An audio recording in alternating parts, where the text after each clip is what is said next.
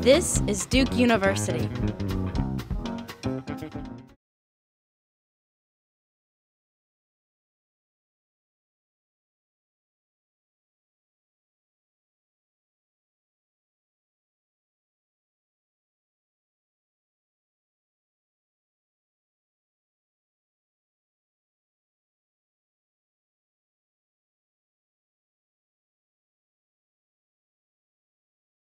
I'm very proud to present the first ever women's track for the Duke Startup Challenge. So we're very excited for tonight, and we really appreciate your attendance and support. I'm Carolyn Nohale. I'm a joint degree student in biomedical engineering and the MBA, and I will be your MC tonight. So first, I'd like to give an introduction to the Duke Startup Challenge.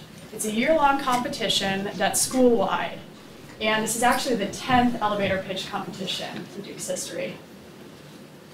There are 3 different parts of the Duke Startup Challenge. The first is the elevator pitch competition, which is going on throughout this week. The second is the executive summary, which is due on January 12th. And the finals event is in April, where all the different presenters will develop full investor pitches and also business plans. So for the elevator pitch competition, we've had a number of semifinals tracks this week. This is the 3rd night. And each night, the audience picks a winner and the judges pick a winner. And tonight, we had 17 different teams sign up. We were very excited about that. And we will be distributing $250 in cash prizes and also 2 copies of QuickBooks Pro for a total of $400 in prizes. Now, we'd like to invite you all to attend the other tracks. There's another 2 tomorrow night, and the finals event on Friday will be featuring Bill Maris from Google Ventures. So now I'd like to introduce our judges for tonight. We're very pleased to have Kimberly Jenkins, Kathy Massey, and Brooks Bell. And I'd like to invite you all to just give a little bit of your background, how you're connected with Duke, and if you have any advice for the contestants tonight, if you could share that now. Well, my name's Kimberly Jenkins, and I have a background in information technology. Started with Microsoft when it was a really small, privately held company, and went on there through about 25, 30 years in that field, ran several 501c3s in Washington, D.C. I now teach entrepreneurship both at Duke and at UNC. And I have a special interest in encouraging more women and minorities to go into entrepreneurship. I'm Kathy Massey. I was Trinity undergrad and went into the business world for a number of years and found that I was really too much of a rebel for the business community and had always wanted to do something very entrepreneurial. So I am now on my 3rd enterprise, and it is LawDocs Express. We are a legal process outsourcing service. We are the largest domestic provider of outsourced legal secretarial work. And I've had a long interest in entrepreneurship. I come from a family that has many entrepreneurs, and like Kimberly, I have a very strong commitment to finding opportunities for women in entrepreneurship. Hey everybody, I'm Brooks Bell, and I graduated in 2002 from Trinity with a BA in psychology. And I started my first company when I was a junior at Duke with my boyfriend at the time, who's now my husband, Jesse Lipson, who was graduated in 1999. And I now have my own company called Brooks Bell Interactive, and we're a marketing firm, and we design landing pages and emails, and we do A/B testing to increase response of our clients' marketing programs. And I've spoken at some of the entrepreneurship classes since I've graduated, and I would really like to promote all undergraduates, but especially women, to consider entrepreneurship as a really strong career choice, just from my own experience in doing what my husband and I have done in the last 7 or 8 years. And so I want to help everyone feel like that is something they should really truly consider. Well, thank you all. like to thank the sponsors for tonight. We have Inner South Partners, which is a leading venture capital firm in the area. We have Hughes, Pittman & Gupton, which is an accounting firm for startups. We have Hutchinson Law Group, which is a law firm for startups. iContact, which is an email marketing software. Square One Bank, which is a venture bank for startups. Wyrick Robbins, which is a law firm for startups. Intuit, which are the creators of QuickBooks Pro. And finally, Palo Alto Software, who created Business Plan Pro. And with that, I'd like to turn it over to Kimberly Jenkins, who will be speaking for us tonight.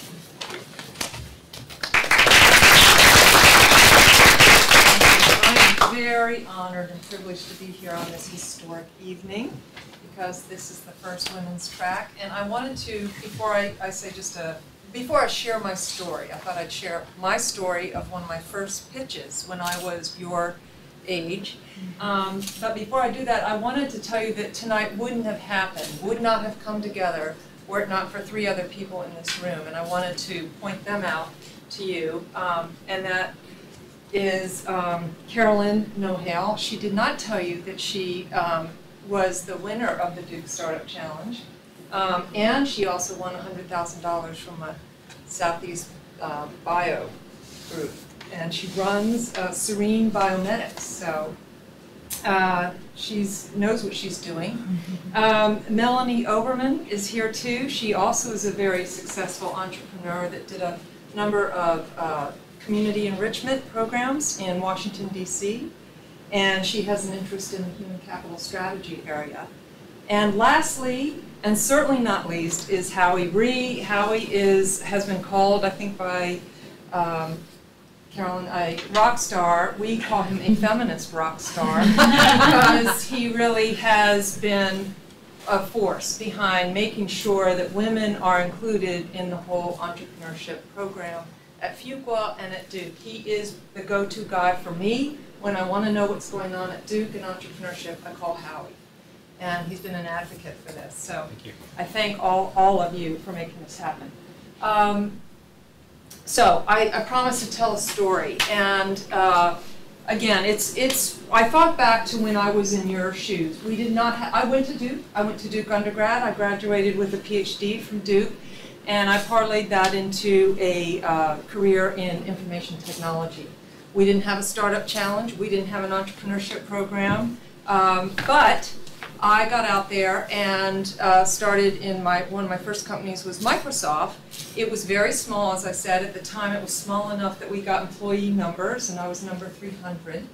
And it was in Seattle. I went there because I'm a mountain climber, and I had gone straight through a PhD and it was a little burned out with school and needed to do something else. So I didn't go because of Microsoft. No one had ever heard of Microsoft back then, and especially because it was in Seattle. But that's where the mountains were, and I went there. And I started out as a programmer, and that was not a particularly good fit for me. So I, about 6 months into the job, I walked into Steve Ballmer's office. You probably have heard about him. He interviewed me for the job in the first place. That's a story in itself, interviewing with Steve Ballmer. But I went into Steve with 2 folders. In one folder was my proposal to start an education division. My PhD was in higher education, and I was very passionate about how technology could be used to enhance teaching and learning. That seems like, sure, we all know about that today, but back then, we're talking 1983, that was new, that you would actually use technology to teach better and to learn more. So I proposed that we sell off-the-shelf Microsoft products to universities, and I pitched it. I gave my 1 page. I pitched an elevator pitch. It was short. Steve Ballmer's attention span is like that. He just wants to know what the business is. And he said to me, "That's the stupidest thing I've ever heard in my life. We'd never make any money in education." And so I pulled out my other folder with my resignation letter in it. And I said, "Okay. Yeah, I'm passionate about this. I'm out of here. I can't do it." And he said, "Whoa, whoa, whoa, just wait a minute." And he ran in and he told Bill Gates, "Kimberly," and you know, we all knew each other, "Kimberly wants to start a education program for universities. And Bill, apparently, I wasn't there, but Steve came back and told me, Bill said, that's the stupidest thing I ever heard. You'll never make any money in education. And so Steve said, well, she's going to resign. And Bill said, I love her chutzpah. I love her spirit. Let her do it. So they let me do it. They said no head count, nobody else, just me. I could fly anywhere I wanted, but I could not hire people and do all that.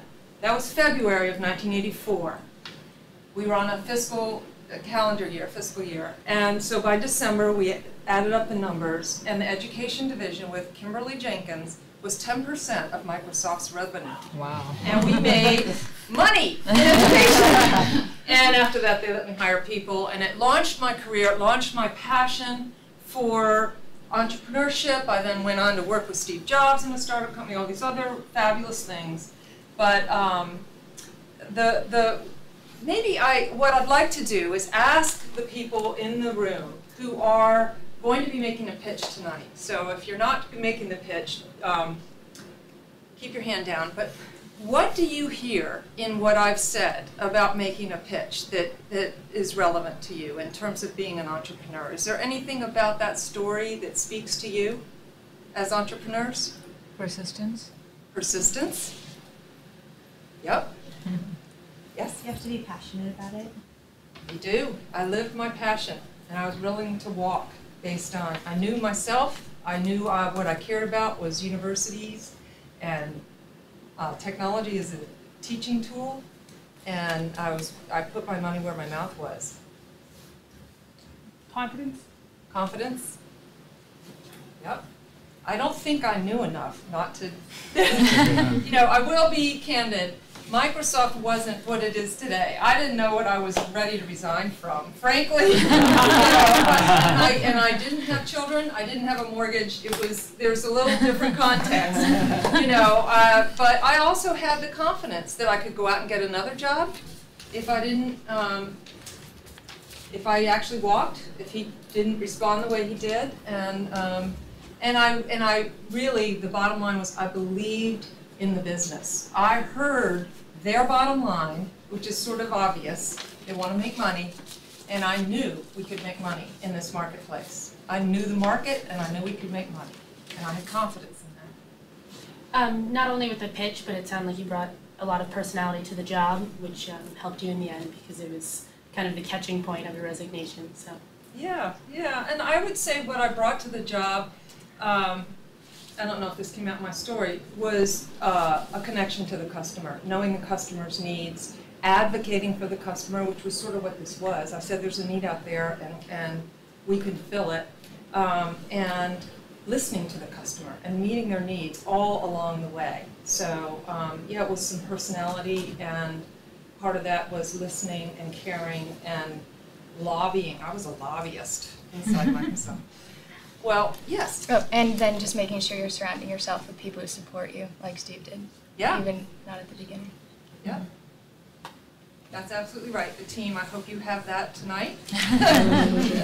Well, I wanted to give all of you a chance to weigh in. You get it, and I also think you've just done the first important step, which is you've broken the ice.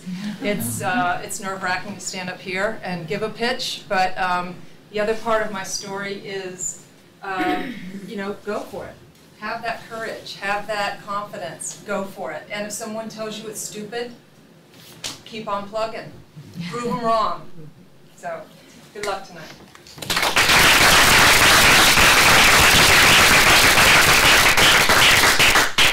Thank you very much, Kimberly. Now I'd like to turn it over to Dan.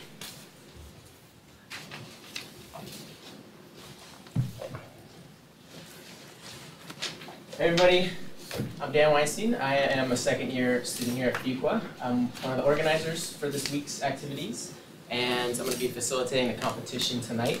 So I'm going to go over kind of the mechanics of how the night will run. I will call the next team's name. You guys can come up front, give your pitch, 2 minutes. It will be timed. There will be a hard stop. After the pitch, there's 3 minutes of Q&A from the judges only. That's also timed, and you'll hear the beep go off when the time is up. We won't stop you, but if you're talking in your picture, hear the judge kind of complete their thought, and then we'll move on. We'll take a short break after Graph Lab. So that's how things will work for the pitchers. Audience members, you guys have some key roles as well. The first is as feedback givers. So you guys should all have these forms, these feedback forms. We're going to finish first amongst you. We ask you guys to fill out a feedback form for everybody who pitches. We give these to the presenters, and it's helpful for them to work on their pitch and their business idea. So please fill these out. So we'll pick 2 winners tonight. One will be the judge's choice. We'll also pick an audience choice. So at the end of the night, we'll poll you guys. And whoever gets the most votes will win the audience choice, and they'll go on to the finals on Friday. So be here at the end of the night to vote.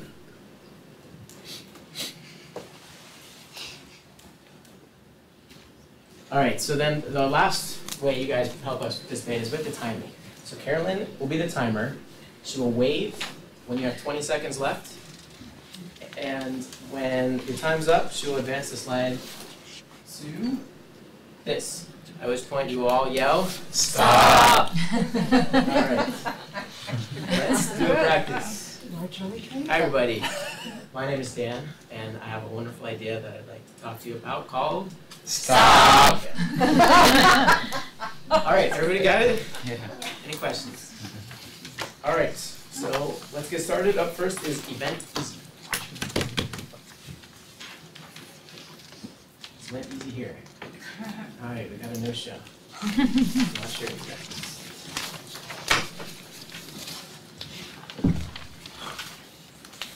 So 21 watt.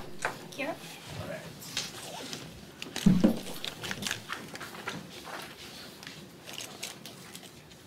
Okay.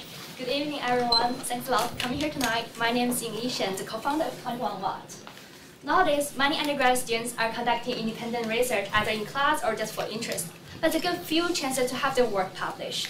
As a consequence, undergraduate students get little access to their peers' works, and they do not have many opportunities to communicate with each other. Also, besides their peers, there are many companies such as IBM, Google, or General Electric who's also interested in the research works that are conducted by students. They're either searching for genius ideas or for potential employees. So we need a solution to get these ends connected, and here comes 21 Watt. We're engaged in building a platform for undergraduate students who's conducting researches to publish their works, to have their works known to the public. And we want to form a community within undergraduate students across this country, promoting scholarly exchange among undergraduate students in different colleges and universities. That's what we want to do, and we believe firmly we're not just publishing articles, but rather we're promoting a very healthy and competitive community based in universities in the United States, and we're encouraging students to pursue science and engineering as their career. So that's why we call it 21 Watt. I think 21 Watt represents the power for the 21st century, these young people, these genius ideas. Thank you.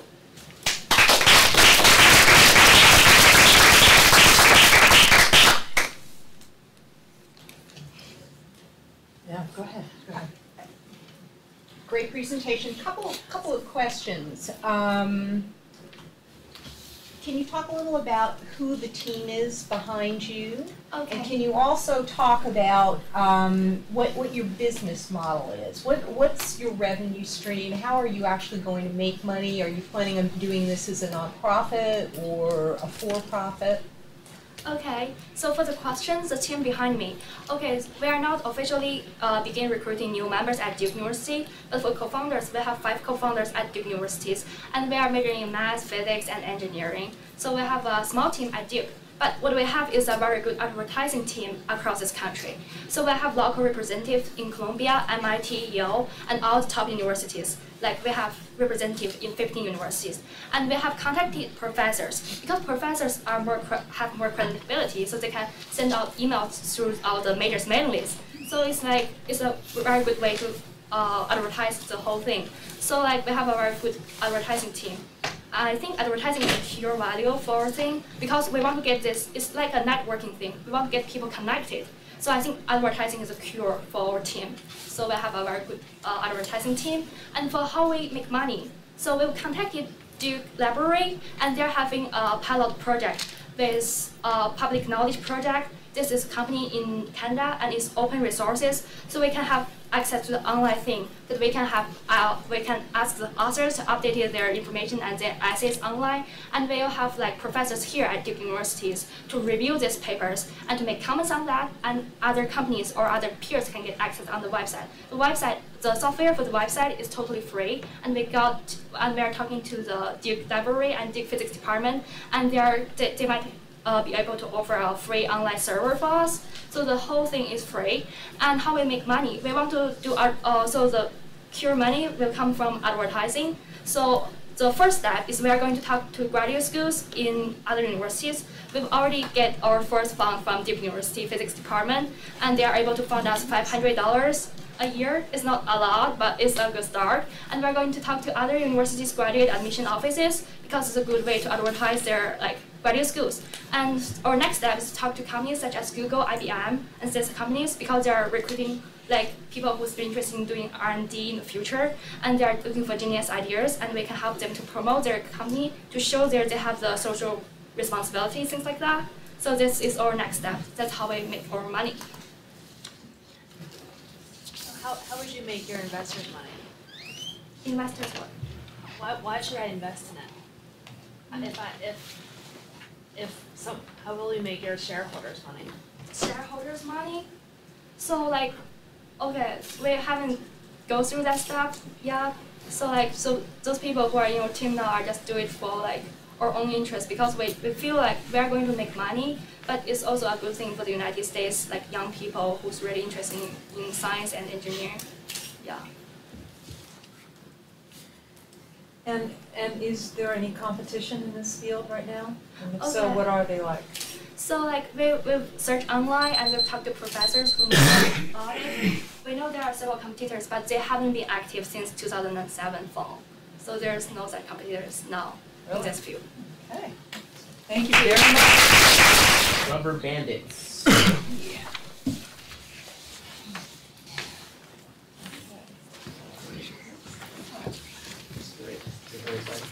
No.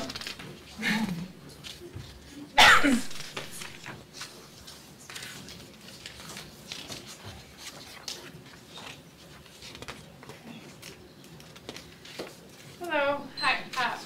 My name is Sharon Zohar. I'm a first-year law student here at Duke. I'm also a budding entrepreneur, and I want to talk to you all about Rubber Bandits, which is a mobile gym solution that I co-created along with my business partner Ari while we were living and volunteering on a coffee cooperative in Guatemala, in rural Guatemala. We were faced with this problem that we wanted to keep up with our workout regimen that had absolutely no access to any traditional weight room facilities or gyms. So we found these bands, which traditionally had a really limited physical therapy application, but by virtue of their unique design, we were able to create these exercises and workouts that simulated and enhanced all the workouts that we used to do back home. Things like muscle toning, core stabilization, just overall weight loss. And the challenges that we faced are faced by consumers every day. They either don't have access to a gym, don't have the funds to afford a monthly gym membership, or just don't have the time to work out. So Rubber Bandits really eliminates all of those limitations. I can fit my entire workout in this light and space-efficient bag, which I often throw in my backpack and take with me to the law library and exercise as I'm studying for law school exams. I can also work out right here as I'm making this pitch to you. At $39.95, they are affordably priced. They'll cost you less than your average monthly gym membership. These bands have been embraced by everybody from professional football players like Vince Jackson of the San Diego Chargers, who just endorsed the bands, all the way to community health centers up in Anchorage, Alaska, that are currently using these bands with their patients. And now we want to go global. So what I'm asking from you today is to help us financially and help us launch our marketing plan. And what I need from everyone is to log on to rubberbandits.com and buy some bands. And please jump on the bandwagon, help us revolutionize the fitness industry, and exercise your freedom.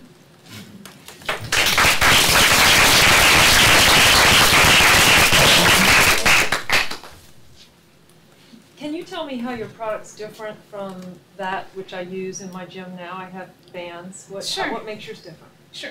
Well, on just a basic kind of functional level, the bands are made with out of a layered elastic strip, so they haven't been molded together. So essentially, they can never rip or break. Okay, and by virtue of their design, they're also not the two bands with the grips. The product itself comes with the accessories, so you do have some more bands. But you also have your hand grips and a door jamb, so you can simulate any type of exercise that you would do at the gym. You're not limited to any of the things that you would do with the tubes. Beyond that, so you can do like all the different things that you can simulate a bunch of different exercises that you wouldn't be able to do with the tubes themselves. Also, the workout itself, we designed the workout as a concept that you really do have the freedom to live your life the way that you want to, and you have the freedom to exercise the way that you want to. So you're not kind of following like a parakeet and what an instructor is doing. We give you all sorts of instructions in our manual, how to simulate the exercises that you would do plus more. So it's different in that sense. Plus, as a business concept, I think we're the first fitness product out there that has a triple bottom line approach. We have a social justice objective. So we started this out on a coffee cooperative in rural Guatemala, working out with indigenous Kekchi people to try to promote health and fitness out there. We want to encourage these bands out in disadvantaged communities. We're also environmentally sustainable. We have a relationship right now with Scrap Exchange, which is a local organization in Storingtown, where they've agreed to take any bands that are ever returned and recycle them for arts and crafts projects here in the community. And we are financially sustainable. We have a 75% profit margin and with the bands. And this. Where's your manufacturing operation, or where are you? The bands are manufactured in Sri Lanka, the bands themselves.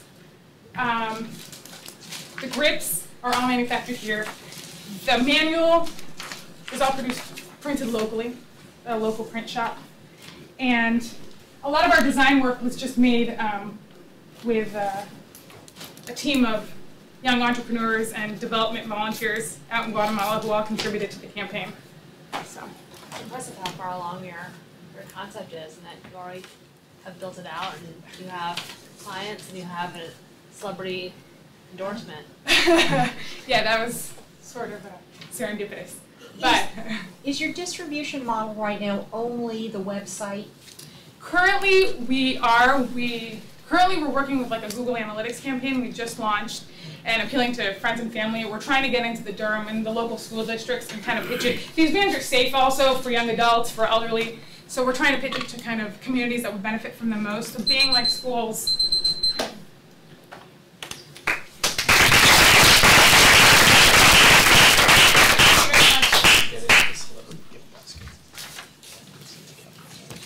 All right, up next is Food for You.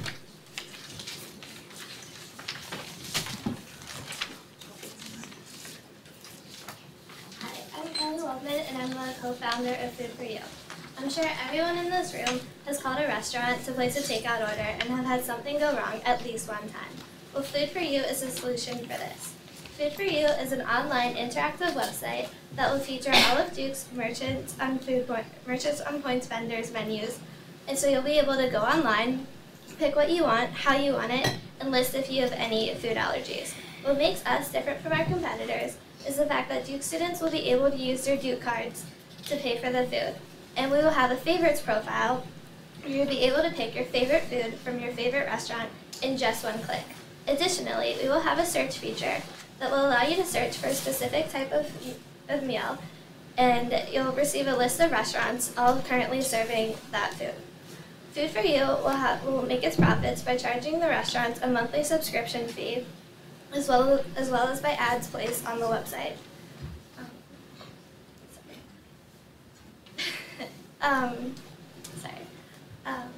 Our team currently consists of myself and my co-leader, Erin Pytel, and we're currently undergrads in the Pratt School. We have a third team member who's also a programmer who's helping us build our website. We're hoping to have a developed website within the next 2 months.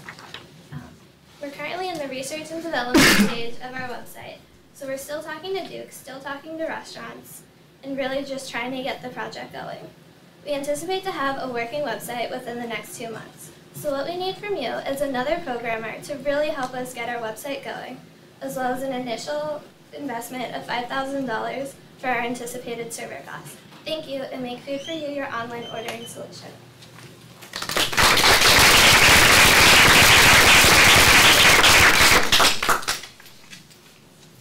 What is the size of your market? What is the potential revenue within the Duke student market? Well, currently we're hoping that anyone who does who actually makes the call to place a restaurant will use it, and then anyone else who say you're in the library studying and you can't really just call for food, just log on to the website and do it. So it's pretty much any Duke student who orders food offline or order food delivered food. Would that be enough revenue within the Duke market to sustain business? We're thinking that it will be right now because it's just a time investment for everyone, and the only anticipated cost is the server cost. And eventually, if this does work, we're hoping to open it up to other restaurants and get them on the Duke Merchant for Points program. And if that really works, then we're hoping to take it to other campuses as well. Have you looked at trademarking that name and logo? We haven't yet, but we came up with the name, and that's the logo that I did. So. That's a good idea. How did you identify the problem? How do you know that this is a need that students have? Well, I know whenever I have a group of friends together and we're studying, and we all decide oh hey, we want to order out and just have the food delivered to us so we can just stay in the library and keep studying.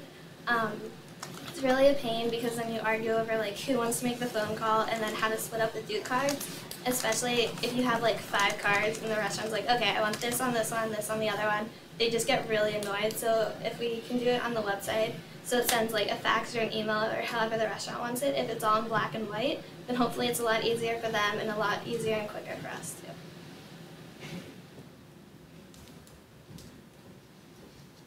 What kind of response have you gotten from the restaurants that you've talked to? The ones that actually have the online ordering set up right now have been a little bit more enthusiastic, but we still really don't have the actual website to show them, but they are interested. And you said that the restaurant would have the option of either having something email to them or fax to them.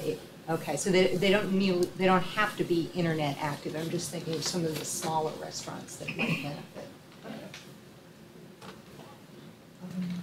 And is this restaurant just on campus, or are you talking about any of the restaurants where they take Duke food points? It's any of the restaurants that are on the merchants on points.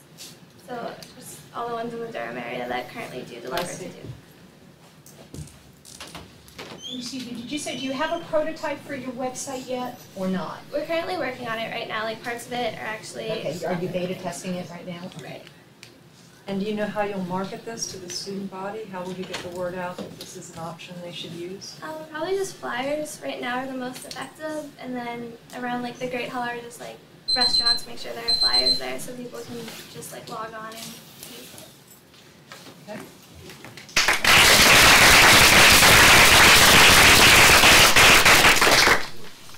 Up next is Charge.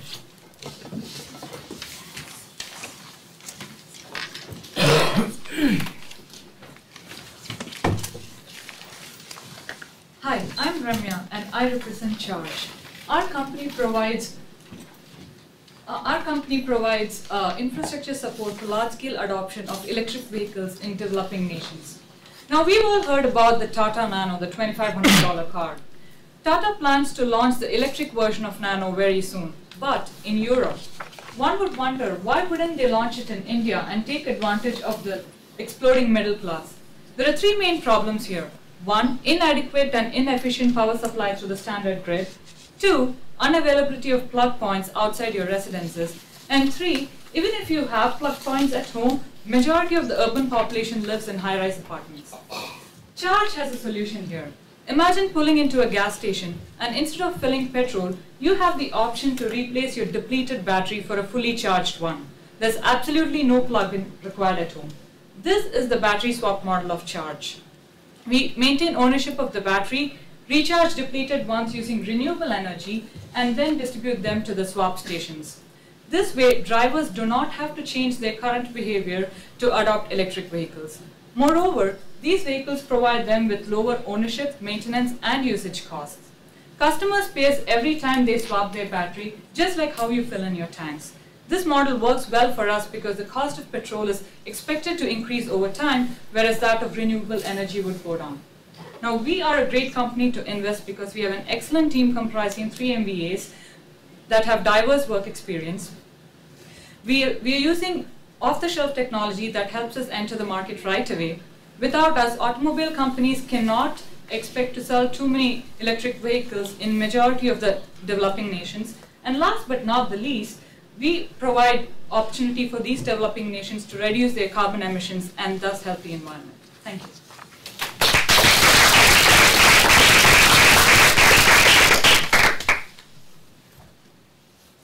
Why focus initially outside of the United States? What's the advantage there? I mean, you look at, Ford's coming out with an electric car. GM's going to have an electric car. Mercedes-Benz is going to have one. I mean, why outside the United States? What's the advantage there over trying to do something here domestically? Excellent question. The reason why we are doing this is because our model depends 100% on battery swap, and the reason it would work is because there is no opportunity to plug in at home. In the United States, there is not a huge shortfall in the supply of electricity, whereas in most of the other emerging economies, electricity has a huge gap in the supply and demand. So we're going to try and leverage that and offer this solution. Do you have a specific battery technology that you'd be able to utilize? No, so we are using currently the off-the-shelf technologies like lithium-ion batteries, or it would totally depend on the kind of vehicle manufacturer that partners with us for this. Do you know if it's possible? I thought that electric cars had to charge for like 3 or 4 hours. Oh yeah. So the way it's going to work is we're going to have a central charging station. So we're going to have batteries charging that all through the day, and we will distribute them to the swap stations. So when the driver pulls in, there's a fully charged battery available. So we take out the depleted one and replace it with a fully charged one. So it's just like filling gas every time you go to the station. And how are you going to charge for your service? So basically they would pay us for every unit of electricity they consume on this battery. So if it's like a 5 kilowatt hour battery that the vehicle is using, so every time they'll be charged for it. But it's the premium over the standard cost of electricity, the premium would be much higher when we charge them.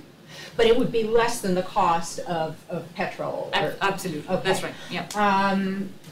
And so you're going to charge the customer some kind of per kilowatt hour. Exactly. So basically, the thinking is the same. You're paying so much per gallon, or you're paying exactly. so much per kilowatt hour. Right. Okay. Right. Do you know, are there cars that are planned to be compatible with this? Oh yeah, absolutely. So right now there's a company in India which is called Reva. They already have about 1,000 electric vehicles on the road, and they are actually planning to increase their manufacturing capacity to about 30,000 next year. So they're going to have a lot more cars on the road. And Tata is coming up with the electric version of Nano. Nissan Renault plans to enter the Indian market in 2012. So a lot of them have lined up. So. With 3 MBAs, you probably have a pretty good financial model going. Can you say sort of the high-level summary of what that is? Right, I'll just answer this question. If we have to launch in a city like Bangalore, we need an investment of about $7 million.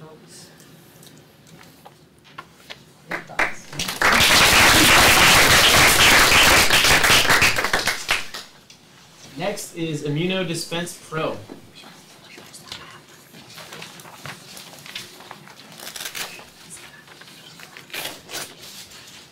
Hi, my name is Jamie Wilkie, and I'd like to talk to you about the Imuno Dispense Pro, a safe and reliable dry powder dispenser.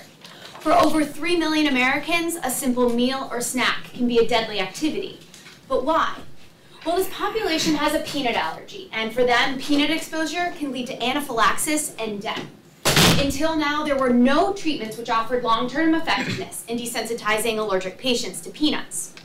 However, in a new treatment, oral immunotherapy, patients build tolerance to peanuts by taking increasing doses of peanut powder daily. Unfortunately, this process is labor-intensive and time-consuming. To solve these problems, leading researchers at Duke University developed the Imuno Dispense Pro, an automatic in-home dispenser which eliminates most doctor visits, and the patient can be confident that they're receiving the correct powder dosage every day. Upon FDA approval of oral immunotherapy, the Imuno Dispense Pro will be a necessary device for over 600,000 children in the United States with peanut allergies. This market can be easily extended to the over 3 million adults with peanut allergies and to those with milk and egg allergies. Because few have developed a device which meets our necessary safety specifications, our patent protection will be strong and prevent others from developing a similar device. However, our strongest competitor is the current paradigm which encourages complete avoidance of allergens. We're prepared to combat the effects of this status quo through strong clinical results, effective advertising, and distribution through certified allergists. Finally, in order to cover our initial startup costs and final stages of research, we're asking for an investment of $1.5 million for a 40% share in the company. In 5 years, we're expecting a 23 times cash-on-cash return and 95% IRR. These impressive results are attainable because the Imuno Dispense Pro will improve the lives of over 3 million Americans. Thank you for your time. A little bit about the team and also your relationship with the researchers at Duke that have done the initial work. Great. So Wesley Burks at the Duke Medical Center has started this initiative with oral immunotherapy. So he's already through his first year of clinical trials, and they've seen strong efficacy. So they've realized that as they're starting to scale this project in preparation for FDA approval, that their current methods of weighing and measuring out peanut powder is completely ineffective. So he came to a design team of undergraduates, and they built the prototype. And now there's 5 of us have picked up writing the business plan and marketing, along with an MMS student, and then we have a professor helping us along as well. So one of the big problems that our device addresses is that peanut powder clumps. So our device makes sure that the patient gets the complete dosage, whereas right now the methods, they're not really sure if the patient's getting the entire peanut powder dosage every day. I wish you had brought a sample, because I'm trying to visualize what this thing. The peanut powder? Yeah. It's actually just ground up peanuts. Okay, and how is it taken? It's taken orally, so they can take it with water, and they're very small dosage, and if you can imagine how allergic these patients are, it's very important that they have accurate amounts. So that's what our device serves to do. You know, you type in the measurement at the doctor's prescription, and then each week, depending how you're doing on your food challenges, they'll increase your dosage. So they've seen in 2 to 3 years that patients who were completely unable to consume peanuts can consume 9 to 10 peanuts. So our device is really distinct because it helps along this therapy. So the therapy is one thing, but our device really is unique and distinct. So it has to be tailored to the individual. It's not something like you get 5 standard packets, like with the Nicoderm patch where you go down. It has to be individually tailored. And that's the problem with the current method, is that they're giving the patients in packages. So they'll give you a month's worth, and they'll say, okay, assuming that you increase each week and you're doing okay, here's what you get. But the problem is, if week 2 they're not doing so well and they need to stay at that same dosage for the next week, they don't have it. So they need to, mail away to a lab, get it reordered. It takes a lot of time, and it often sets back the progress. So by saying, okay, you were at a ½ gram last week, we're going to keep you at a ½ gram this week, our device allows you to do that. So it individually creates. Right, so it's a dispenser. To give you an idea, it's a dispenser with a container on the top, and there's a rotating funnel, and then there's vibrators, so it decreases the clumping, and then it drops into a cup, and then you take your dosage. And what is the cost to produce this device? Right now we're estimating our cost at $500, and we're selling at $1,000. And we've seen from who we've talked to, most people who are allergic to peanuts have immunotherapy insurance, and then those who don't have shown that they are definitely willing to pay. So, thank you.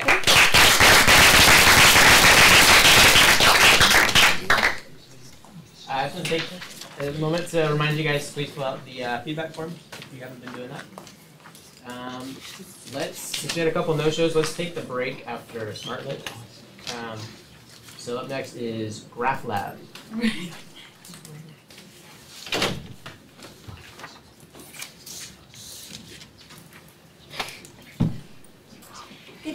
My name is Amy Tai, and I'm part of a team working to establish a nonprofit organization known as GraphLab.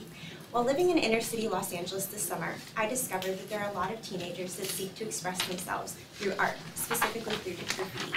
But the problem is that in 2008, the city of Los Angeles spent over $7.1 million on graffiti abatement, and the school systems completely cut all their funding on arts education. So I present to you a solution that is both sustainable as well as a business model that can actually create profit. What GraphLab seeks to do is to commission these young teenage graffiti artists to design and develop specialty apparel.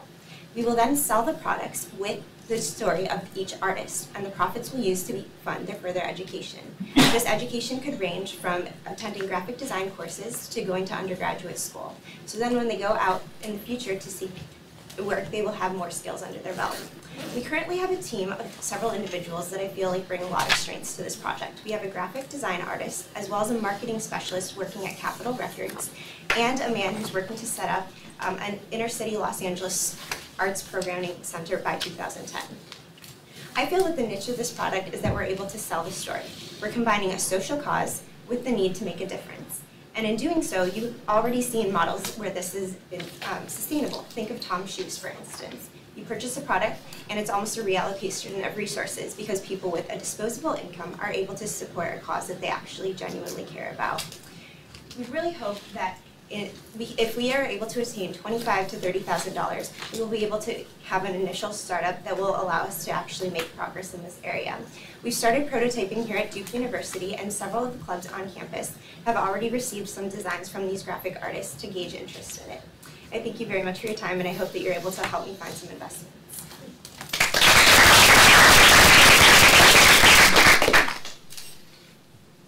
What kinds of things are they going to be designing? Is it going to be just clothing, or you said you've got a connection to Capitol Records? Are they going to be able to do maybe some design labels for up-and-coming artists? What kinds of things are you looking at? Absolutely. Okay, so initially right now we're actually talking with Urban Outfitters, and we're hoping that this retailer will adopt a nonprofit line because they already have the consumer base, and so we won't have any storefront costs, and they already would be able to market it for us. Then we're hoping that the music artists, specifically those that are coming from Los Angeles, will be able to wear the shirts and actually support our cause. And in doing so, they're going to spread awareness to their broader fan base and raise awareness for this as well. And so initially we're starting with t-shirts, but we're hoping to branch out into other products, including laptop covers as well as iPod covers in the future. You said that the city of LA had spent about $7 million just for graffiti abatement. Do they have any estimates of the number of people that are actually doing this graffiti? Is it, I used to live in LA, and I tend to think of a lot of it as being gang related. Right, and that's kind of the distinction that we're trying to make. Through GraphLab, it's going to mainly focus on at-risk teenagers. So in order to be part of this program as one of the designers, they're going to submit an application to show that they have interest in actually pursuing further education so that it isn't tailored towards those that are involved in gangs. To be quite honest, I don't exactly know the numbers of those that are involved with it at the moment because a lot of it is very undercover, and so you'll have a gang that's involved, but then in terms of the numbers within each gang, that varies significantly. Have you done, related to that question, have you done any testing of those graffiti artists, so to speak, and how they feel about this idea? Yeah, I'm actually in touch with 40 to 50 graffiti artists right now. It's part of a collective, and after living in the inner city this summer, there's kind of one person that I'm working with most directly, and then he has a group of teenagers that come to this base every week, and every week on the walls they have this legal space where they're able to come and do graffiti without getting in trouble for that. But they're running out of funding, so this is a good option for them to actually be able to earn the profits and keep this going as well. It seems like it's tied to, it has a similar question of is the artistic expression, is that the fundamental problem that not having legal artistic expression is by giving them an outlet, will that solve their other social problems? I think that this is the first step. Not to say this is going to solve the problem comprehensively, but if they're able to divert and channel their interests and talents into a way that they can see will actually make a difference in the future, I think this will be a good way to get them involved in something that isn't gang related, because as of right now, they're looking to the gangs for security.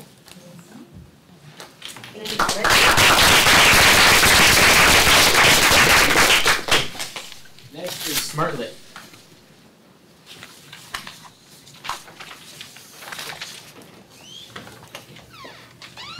Just give me a minute. All right, hi, my name is Emily Sherman, and my team and I developed SmartLit, a device that will both save you money and reduce your carbon footprint at the touch of a button.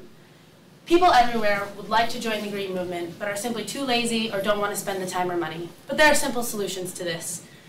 Many household appliances consume a significant amount of electricity when they're turned off. This phantom energy accounts for over 10% of the average family's electric bill and contributes to over 5% of total CO2 emissions in the US every year.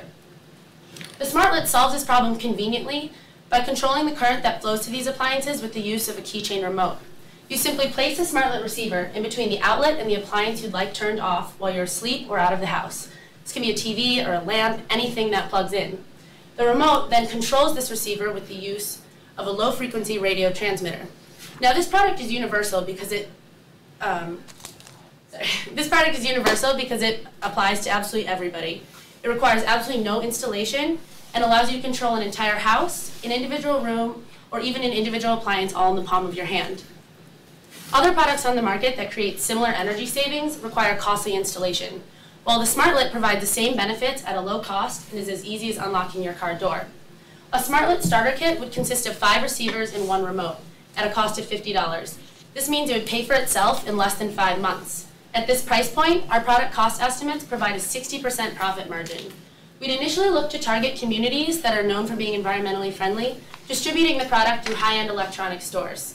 We're looking for an initial investment of $250,000 to pay for a pilot launch as well as a local marketing campaign in those communities.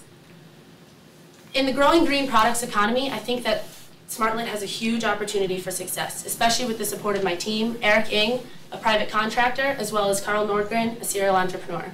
Please let SmartLit be your outlet to savings. Thank you.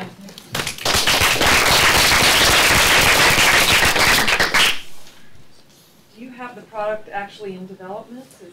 There is a prototype in development. However, with speaking with my engineering advisor, the technology is simple enough that it would probably save us money and a lot of headache to go directly to the manufacturer to produce the prototype before going into mass production, which also decreases a lot of costs because then they know exactly what we need in terms of design and quality and functionability. So that's something that we would take with the next step with the first set of funding.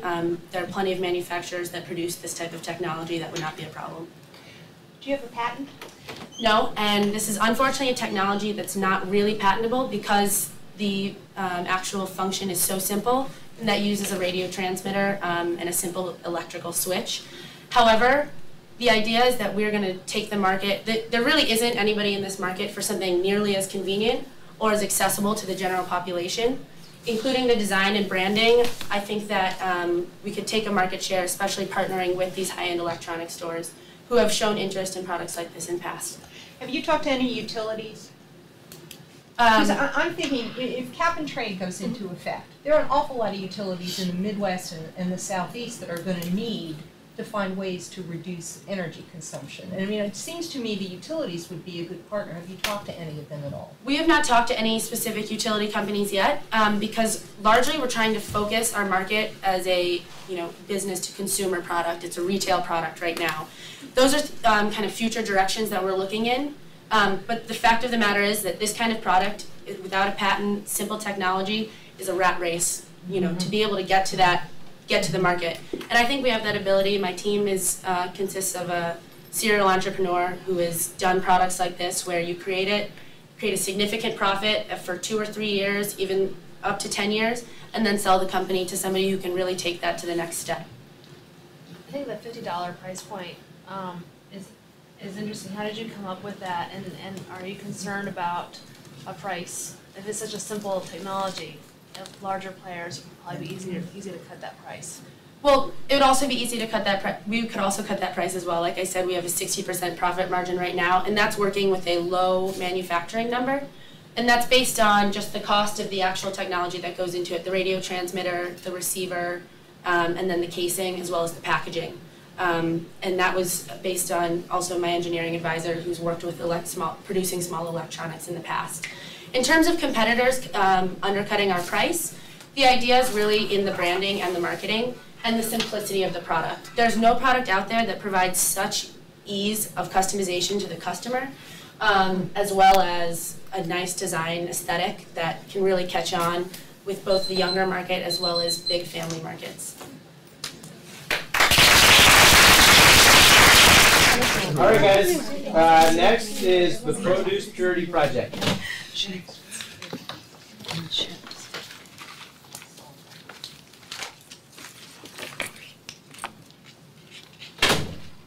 Hi, my name is Stephanie Fruit. I'm a first-year MBA here, and I want to tell you about the Produce Purity Project, a nonprofit designed to bring health and hope to the women of northern Afghanistan through chlorine.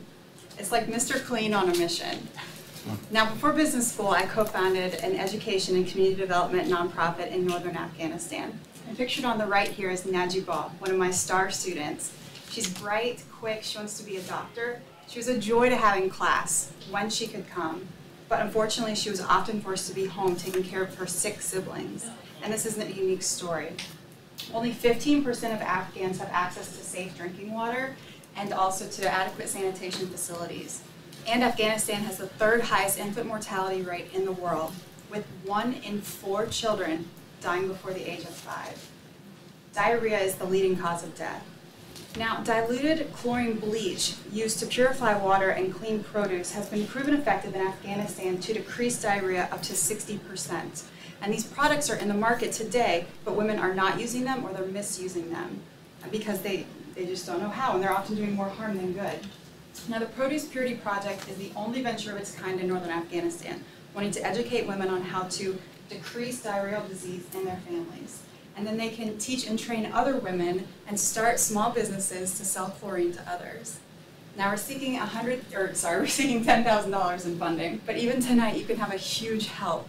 $150 from this track tonight would buy enough chlorine to protect 65 Afghan families for an entire year.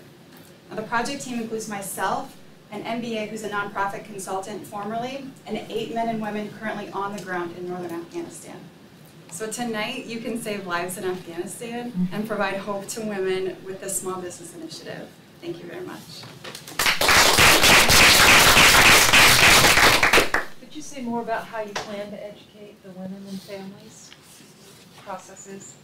I mean, it would definitely be, it is a long-term investment as far as this education goes. I think even one point speaking to that, how our group could be effective rather than other initiatives currently going on is a lot of this education has to go on in the home and has to go on with the women because they are the ones taking care of their families, they are the ones making the food and running their homes, and yet much of the public teaching and training that goes on through USAID or UN initiatives are going on in the public sector where women are not present. So they're teaching men often, but people need to get in the homes and teach women. So being there myself as a teacher, and then the teachers that we have there now, we can leverage those relationships, connections, and networks that we have, and we can get into the homes, teach these women, and often they learn by example. The things that they know how to do, cleaning, cooking, they do it because they saw someone do it, they saw their mom do it, they saw their grandma do it. And this is such a culture of hospitality. People welcome us into their homes for a meal. And people welcome us into their homes and want to teach us how to cook their food. They want to share that experience with us. And so just in that process, we can go in, stand beside them, and teach them how to do this and keep their families safe. Sounds like it's a real problem that needs to be addressed. It's huge. And as I started researching this and came up with this idea, I actually did find out that this has been attempted in central Afghanistan and in southern Afghanistan and was funded in 2004 and 2005 by USAID. But and that's where they found it was 40 to 60% effective in reducing diarrhea, and yet that project has gone by the wayside. And I know that there's nothing like it in northern Afghanistan. So I think that there's a real opportunity here to make a huge, huge impact. So it would be a nonprofit? It would be a nonprofit, yes. Are there any cultural or religious institutions in those areas that can serve as conduits to work with? You know, just as in certain parts of the world, the churches are looked to. I don't know enough about the Afghani situation, but are there institutions there that you could partner with? Because I'm concerned about having what business would term feet on the street. You only have 8 people out there right now. You're limited in terms of what you can do. So, you know, if you can get the funds to get the chlorine, what kind of distribution network can you have out there? And that's one of the huge problems, because I see it at all right, thank you.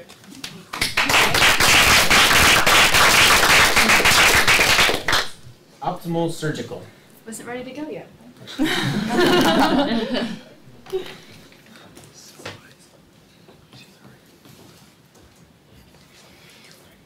Hi, my name is Elena Pleban. I'm a senior studying biomedical engineering here at Duke, and I'm here representing Optimal Surgical and our product, the Catechut. The vision of our company is to provide surgical products that allow physicians to make eye surgery safer and more effective. Our device simplifies the most difficult step of cataract surgery. Cataracts occur when the lens capsule of the eye becomes cloudy due to the aging process and impairs vision. Cataract surgeries are done on over 20 million Americans a year. Over 50 million cataract surgeries are done a year in India and China, and by age 80, half of all Americans will have cataracts. So there's a huge market for this device. Cataract surgery involves making a circular incision in the lens capsule so that the contents can be removed and replaced with an artificial lens. This is currently done by using forceps to tear a hole in the lens capsule, and if this part of the procedure is not done correctly, serious complications can result. Our device simplifies this process by using a circular round blade that makes a perfect circular incision every time, decreasing the complication rate and also making the surgery safer and easier to perform and easier for surgeons easier for them to learn how to do this procedure. We have already established a prototype of our device and done some animal testing, and we have done an extensive IP analysis and found that this device is patentable. We are hoping that this will eventually become the standard of care for cataract surgery. We are looking for a $1 million startup funding so that we can continue our research and get this product out on the market. Assuming a 10% market share in our 5th year, our product will have a 6.6x return on cash return, and it will give the investor a 20% equity in our company. We are initially going to launch the device in domestic markets, and by year 5, we're hoping to establish a reusable modified design in emerging markets. Know that your investment in this company will not only give you a great return, but will have an impact on millions of people all over the world who are suffering from blindness due to cataracts. Thank you.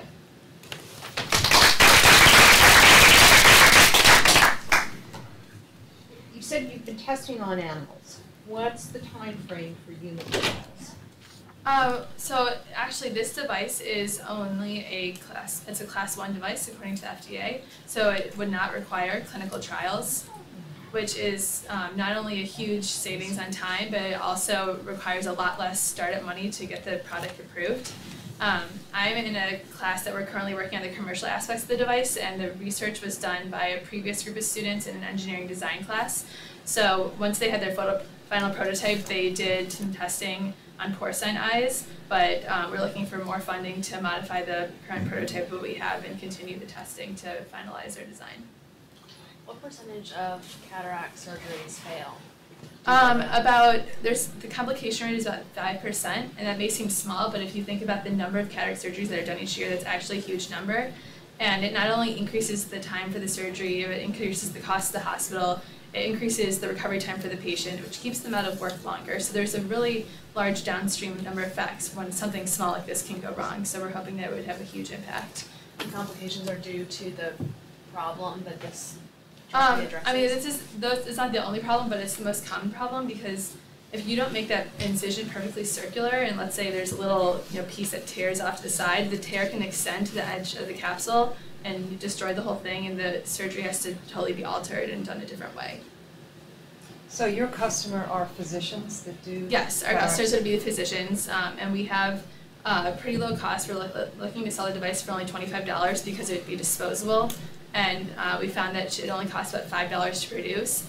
And cataract surgeries usually cost around $1,000. So it'd be a really small price to pay to know that the chance of a complication would be a lot smaller. So it would be the surgery centers or that would be picking up the cost, and this surgery is usually covered by insurance. Have you assessed your market yet? Do you know how the physicians would react to this? Yeah, we've talked to a few ophthalmologists, and the design actually came from an ophthalmologist at the Duke Eye Center, and he was the inventor of the device. And so obviously if he thought it would be a good idea, that's a great start. And we've talked to other ophthalmologists as well who have received it very well. Who was the inventor?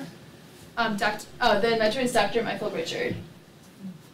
You said you studied patentability. Is there a patent pending on this yet? We haven't applied for a provisional patent yet, but we're hoping to do that by the end of the year. Good. Thank you very much. Thank you. Biowires.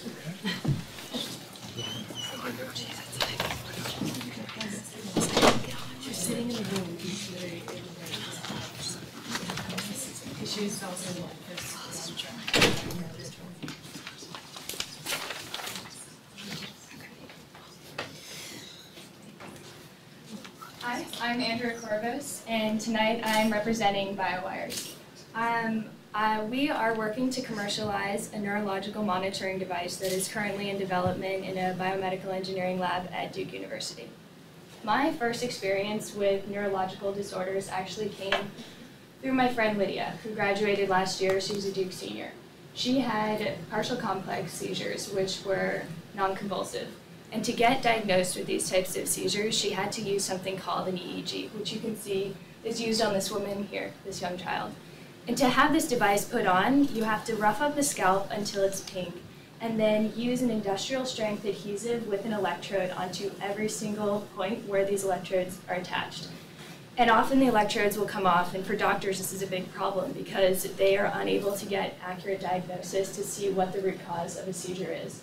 And for the patients, it's really painful because they have to have these reattached. And Lydia said it was like having a bed sore on her head.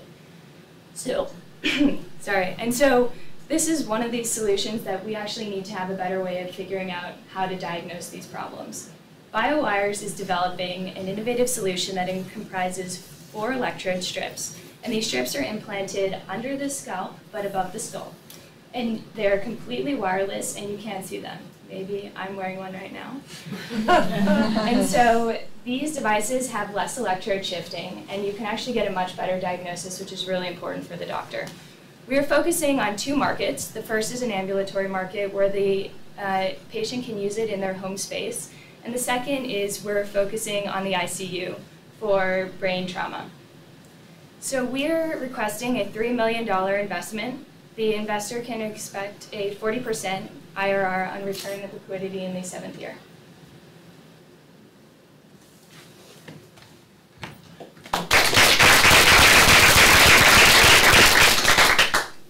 How are they implanted? So they're implanted using an applicator. And so you would have, we're not entirely sure because right now we're focusing on the device and we would need additional funding to fully develop the applicator. So our current vision of what that would look like is you would have an applicator that would go in using a sheet, and then you would take out the strip, and the electrode strip would still be under the scalp, but above the skull. So this does not require a surgical procedure. We have to look into that a little bit more with additional funding. Could it be done on, does it have to be done under general anesthesia, or could it be done with, I'm just curious, it has to be an in-a-hospital procedure? Mm-hmm. So our general vision for that right now is that we hope it would not require an anesthesia generally, because that would increase the cost significantly. And so right now we're focusing on figuring out how to make sure that it is just with an EEG technician to actually install that. But that would be one of the stages after we actually have the clinical prototype, because we won't know with the physical patients. We have to go through animal testing first before we would know how a human would respond to that. And what is the size of your market on this? So 1 in 10 Americans actually has a seizure in the course of their lifetime, either convulsive or non-convulsive. And then within our market, in the ambulatory market, we have 235,000 people use or put on ambulatory EEGs every year. And in the ICU market, 250,000 people have some sort of traumatic brain injuries, and about 15% are put on these devices. But doctors would love to put many more on. 2 doctors that we had talked to in Duke University said that they would put it on everybody if they were possible. And how is the monitoring done once these devices are in? Mm-hmm. I mean, is there some kind of remote thing that is carried around where information is transmitted? How is this done? Mm-hmm. So the device comes in 2 parts. You have the disposable electrode strips, and then they come with an external box. And the electrode strips actually are able to have storage, and then the box also gets the information, and it has a handpiece too, so it takes the information out from the strips using a wireless technology that is, we believe, to be patentable because we have a strong, based on our prior art search, we have a strong IP position. And the box and the strips would be sold separately. Did I answer that? Yeah. Yeah. Okay. I was just trying to figure out how the information got from here to someplace. Mm-hmm. And what is the cost of this compared to the current cost for the other method? So we have a relatively different and innovative structure because our cost would be more because it's implantable. So, go ahead. Okay, so for the other types of surgeries, you have to buy the whole piece and put the devices on somebody each time. For us, the hospital would just get the box, and then they would buy the electrode strips with each patient. So you would have however many boxes you would need, and then your strips would be the cost above that. And so for the ambulatory market, the strips we're pricing them at $400, and for the ICU at $800 for each new one. Thank you very much.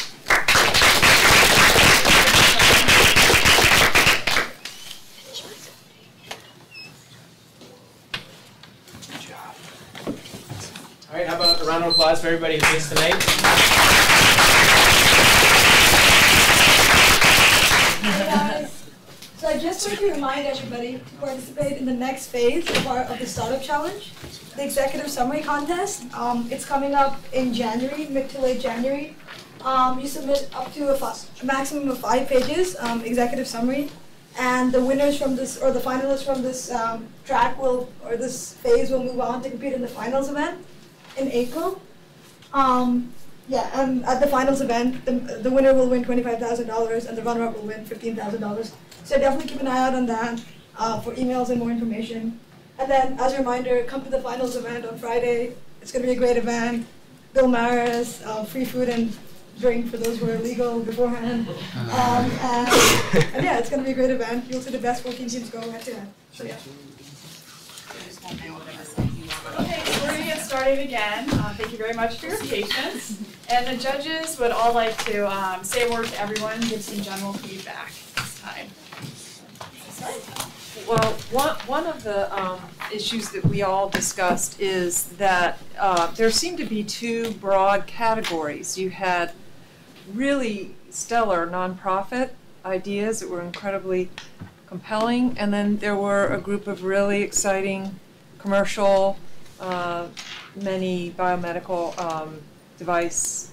And so we felt like it was difficult, that we in some ways were comparing apples and oranges. So that's some feedback we'll give to the organization about making sure there are tracks that can allow for all of this great ideas. That's just one thought we had. I'll let you all. I just am extremely impressed with all of the presentations and the thought that has gone into your work and how thorough it was and how well you all answered the questions. Frankly, I'm blown away. I just think that the future of this world is in great hands with talented people like all of you. I'd echo what she said. I was very impressed with the presentation and the poise of everyone up there. I think that your speaking skills and your preparation is really amazing. And I think there's been a lot of really mature thinking about the overall business, and you really address a lot of the concerns that we we're questioning you about. I think we're really well prepared ideas, and I think they all have a lot of potential. It was really, really hard for us to. It's extremely difficult. You know, I mean, I think we wish that we could definitely choose more than 3. I think we had a hard time even whittling it down to that, much less selecting a winner. So kudos to everybody. Good job.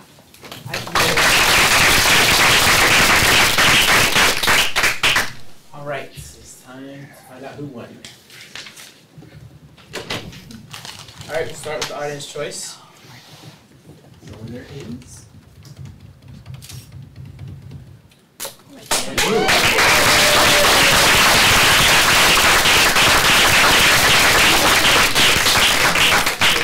The judges actually don't mind joining in the picture. Thank you. Oh. Good job. Thank you. Shouldn't she be with the audience? Yeah. Should be, but you guys are the proxy, so okay. Well, the 1, judges like you too. 1, 2, 3. One more. 1, 2, 3. Thanks.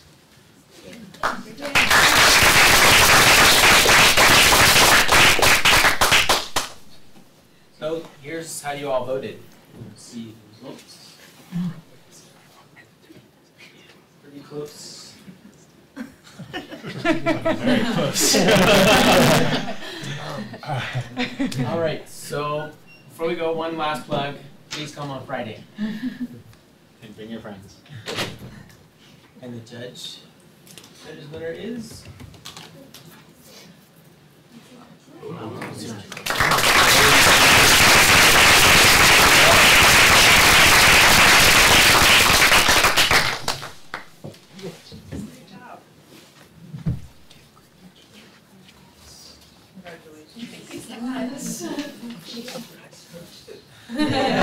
Suit is the way to go. All right. 1, 2, 3. And one more. 1, 2, 3.